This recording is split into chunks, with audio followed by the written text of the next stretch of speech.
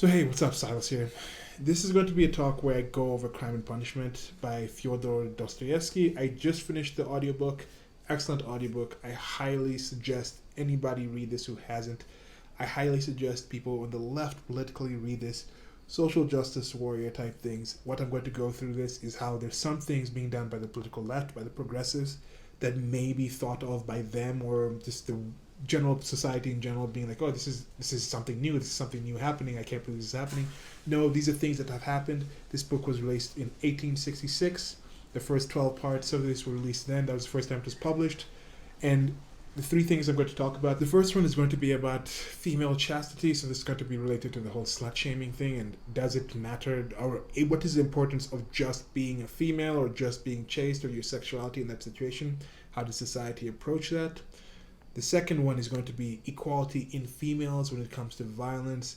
Are they allowed to act in the same way? Are women looked at in the same way? What happens when a woman or somebody accepts this is equal? What is the way to equally treat somebody in that situation, especially when it comes to violence? And the last one is going to be talking about polyamory and open marriages and those kind of things, those kind of relationships, talking about cuckoldry and some things like that, where you are with somebody and you're okay with them having sexual relations with other people, specifically if you know about this and this is not just somebody going behind your back. So kind of talking about should you have the monogamous marriage or what they call a free marriage in this situation. So yeah, getting into it now.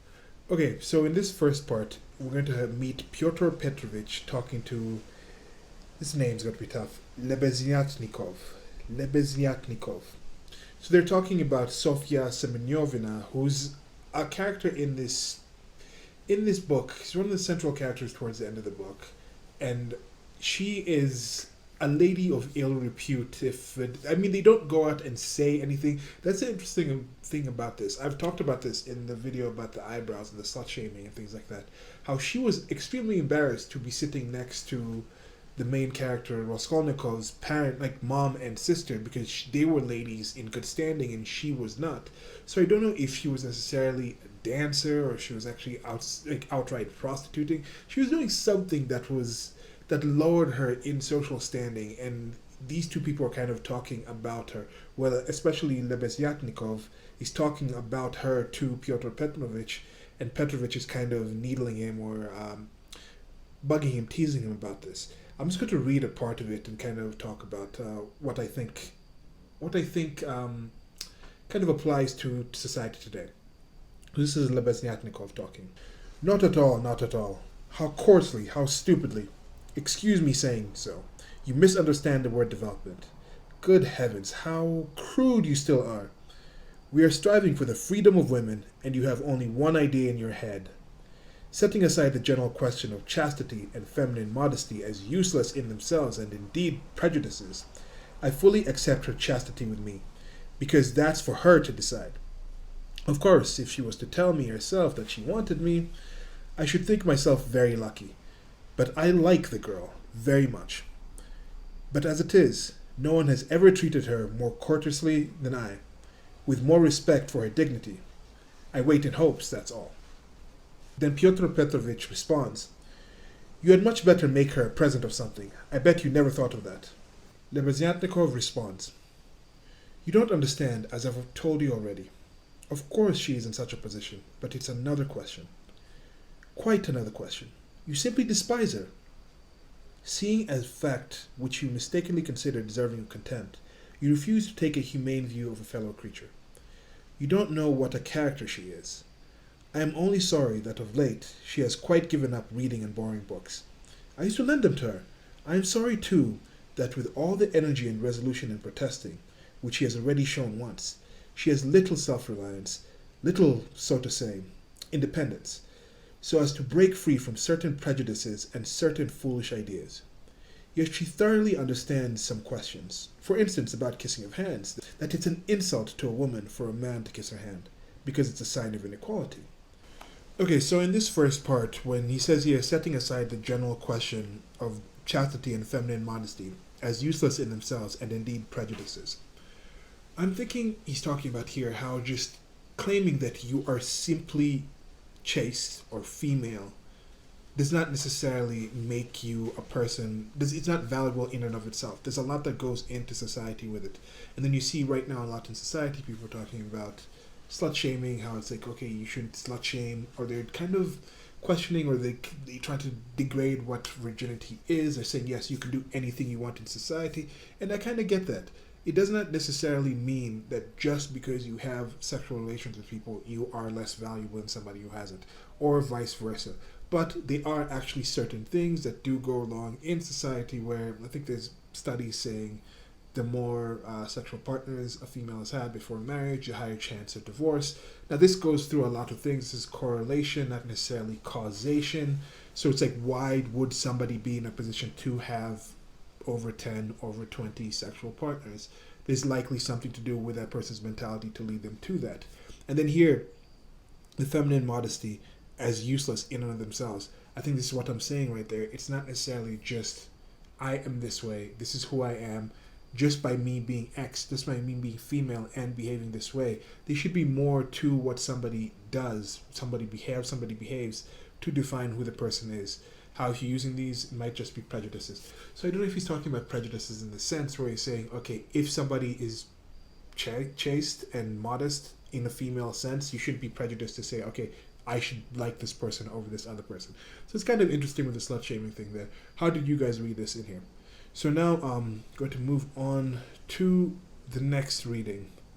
And in the next reading, here again, I think it's still Pyotr Petrovich talking to Lebeznyatnikov.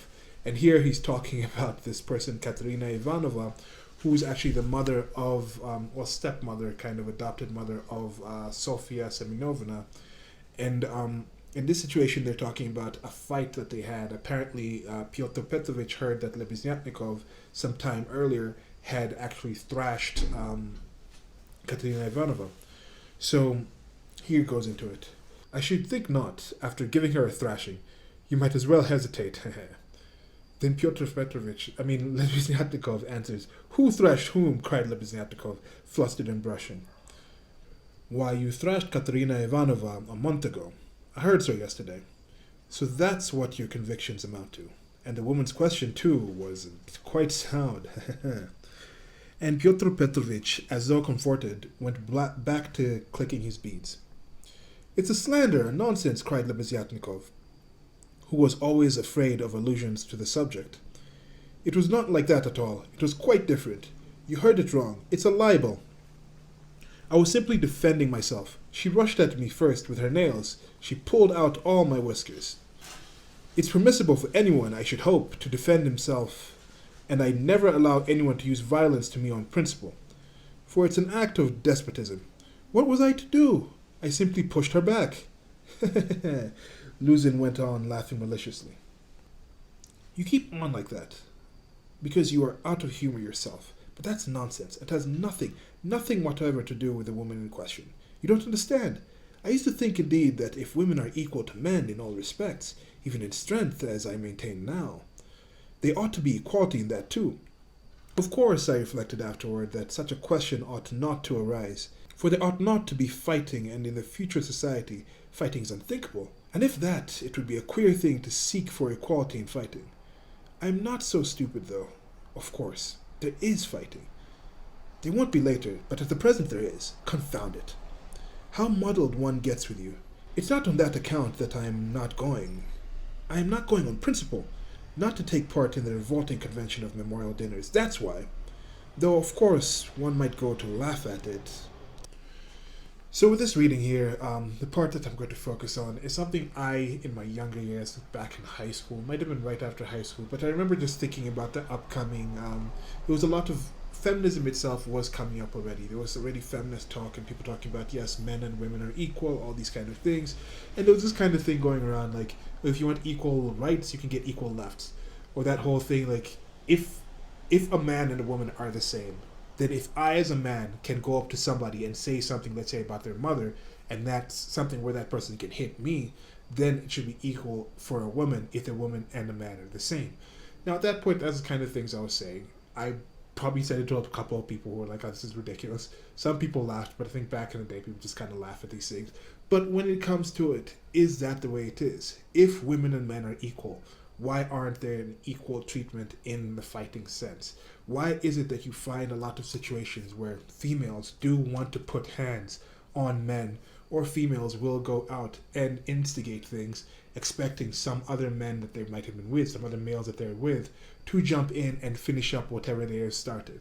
And I think something like that should kind of stop. And males and females are different. We're a sexually dimorphous species. This whole expectation that we should both fight in the same way is not right. I know people start saying that, okay, yes, there's different strength, there's different things with this. I'm going to talk in a different video about what kind of some thoughts I have when it comes to sporting things. But you see this, speaking about sports, you're seeing this right now where men are transitioning into females and entering female sporting activities and completely thrashing them.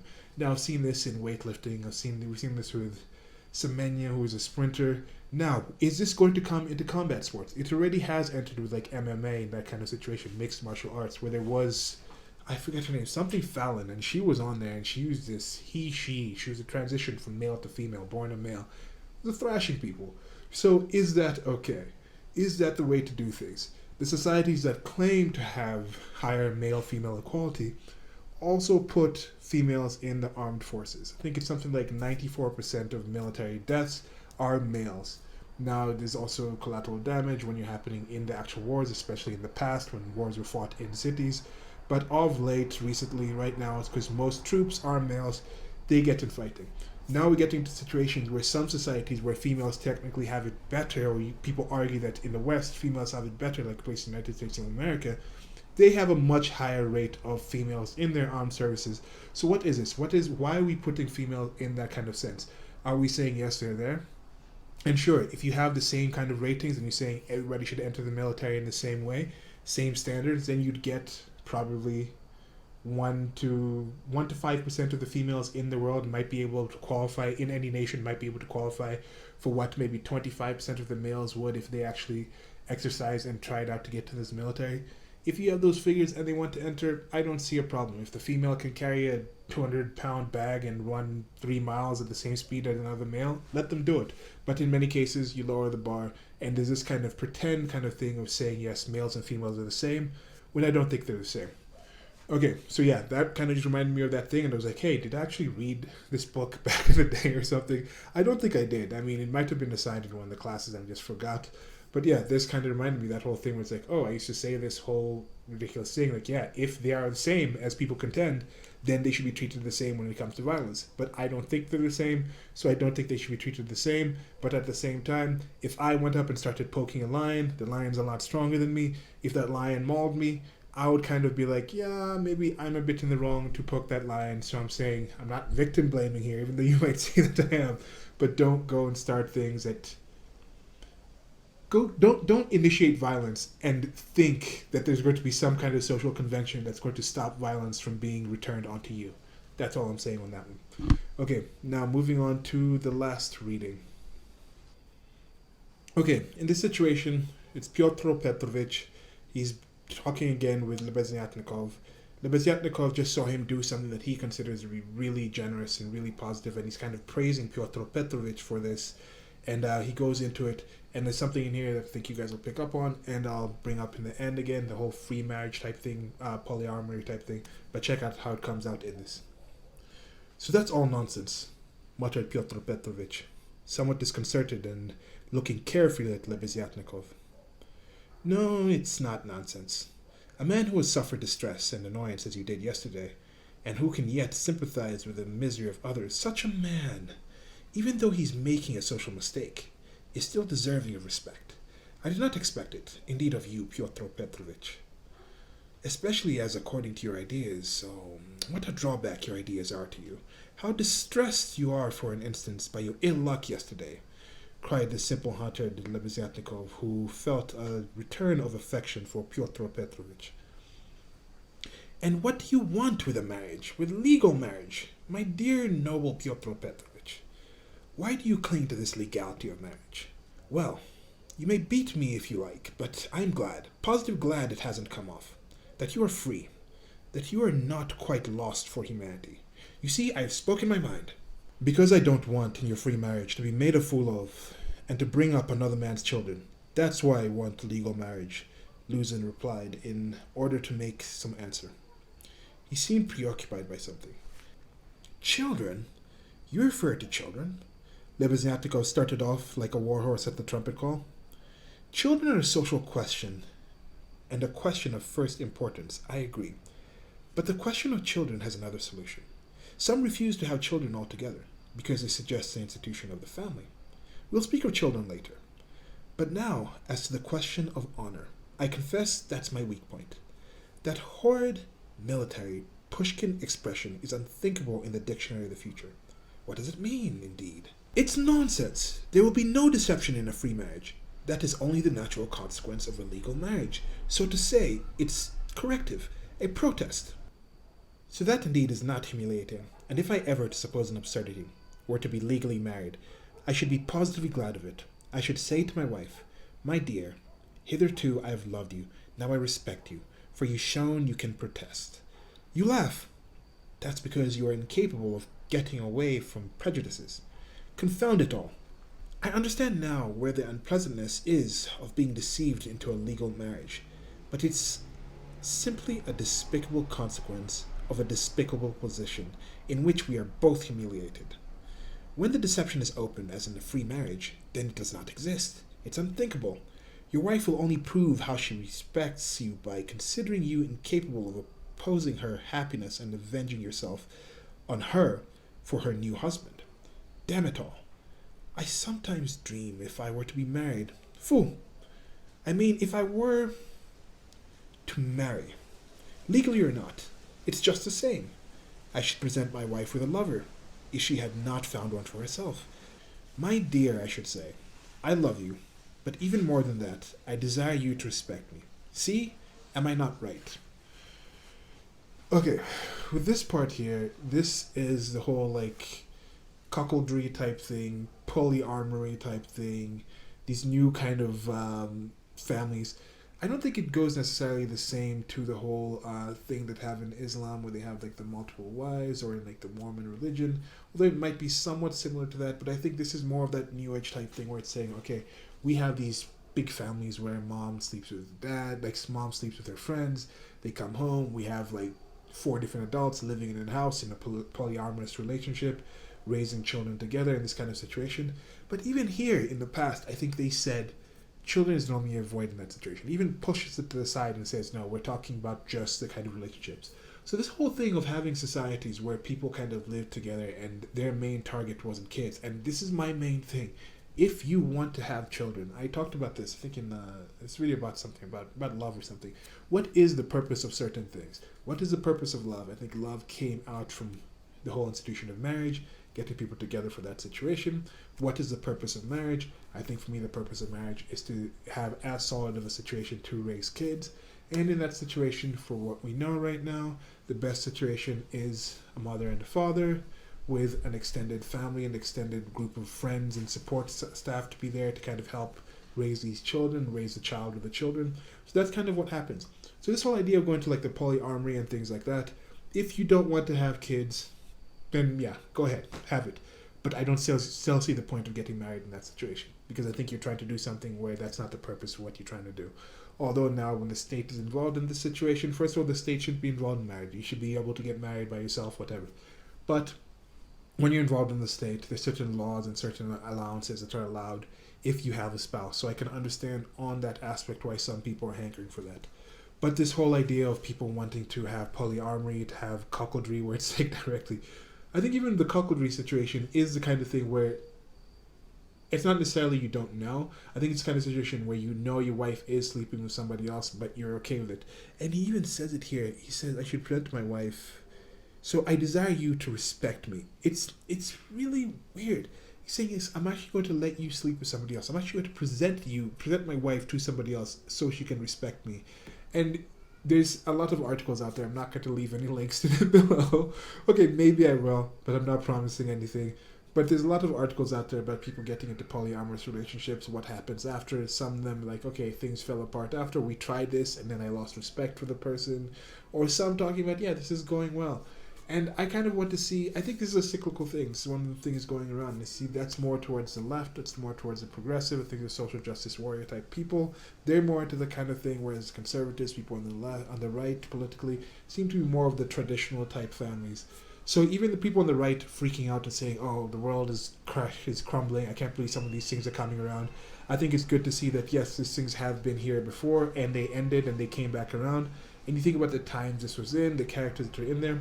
But yeah, anyway, really like Crime and Punishment. There's probably going to be a few other things I pull out from this book. I just finished it a few hours ago, and really like it. Let me know what you guys think about these. Have you read any other older books? What kind of books have you read lately where you're like, oh wow, let's say it's an older book where you're like, oh my god, this is actually something that's happened recently, and something that some people might be thinking this is the first time it's happened, yet if they just read this before, it might have been different. I'm going to go check on my nephew. He's downstairs with my sister.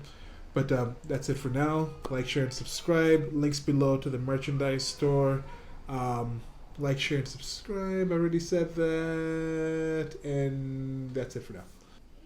So that's it for now. What do you guys think about that? Have you guys read any older books or reread something where you're like, oh wow, this has actually happened before? Or are there certain things that you've seen in society today that some people may think are new, but you've actually read about in the past, or you've reminded yourself recently that, oh wow, this was actually in that book, and you kind of wonder, are people actually just getting it out of this book? And again, I really suggest, if you haven't read this book, if you have before, try to do it, try to get into it, especially people on the political left, actually both people, left, right, whatever your leaning is politically. I think Crime and Punishment is one of those great things you should kind of make your way through. The first time I tried to listen to this audiobook was a few years back. I couldn't make it past the first couple of chapters. And then I finally, over the last month or so, decided to get back into it, and I've completed it. Really excited about it. I've talked about some of the things from it in a couple other videos, and there may be some other things I remember and pull out. But yeah, very good book. Check it out. Like, share, and subscribe. Links below to the merchandise store. And that's it for now. Goodbye.